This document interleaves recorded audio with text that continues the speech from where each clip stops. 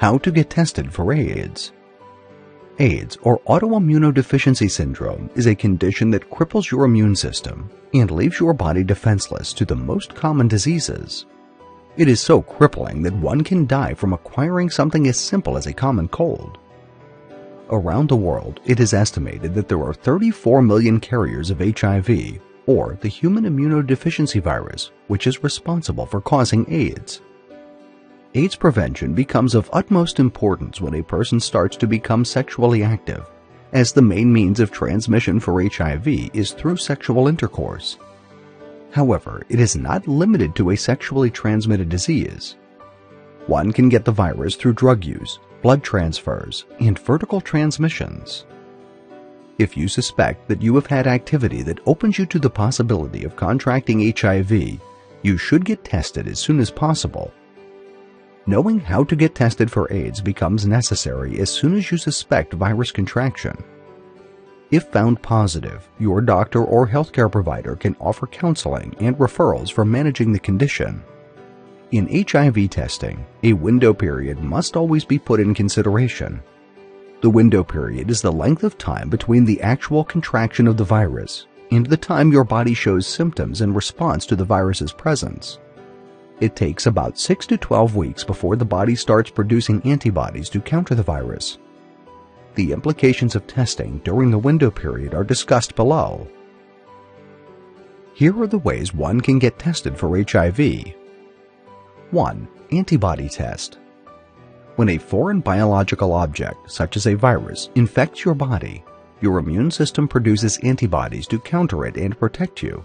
These antibodies are special kinds of proteins specific to the kind of virus that has invaded your system.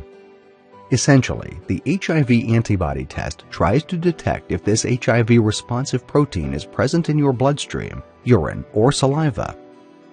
Any of these fluids can be used in antibody testing, and the results are available 1 to 2 weeks after testing. The HIV antibody test, or enzyme-linked immune absorbent test, is common, accurate, and very affordable, and should be available in a health center or hospital near you. With regard to the window period, it must be taken into consideration that your body only produces the protein about 7 to 12 weeks after infection, 6 months in extremely rare cases. Meaning, should you get tested during the window period or the virus nesting period, the result may produce a false negative. Also, babies of HIV-positive mothers may produce a false positive result, as they could inherit their mother's antibodies for up to 18 months after birth, even if they do not carry the virus themselves. 2. Rapid test. The rapid test makes use of the same principle as the antibody test, but produces results much quicker, a mere 20 minutes after testing. This test also uses blood, urine, or saliva samples to detect HIV-induced antibodies in your system. 3. Home kit. In using a home sampling kit, a person can collect the blood sample themselves and send it to the laboratory for testing. This is a preferred method for those who may prefer anonymity and privacy. Some home kits are similar to the rapid test technology, wherein results can be seen in minutes. 4. Antigen test. Pathogens such as HIV carry antigens that can be used to indicate whether the virus is present in your system or not.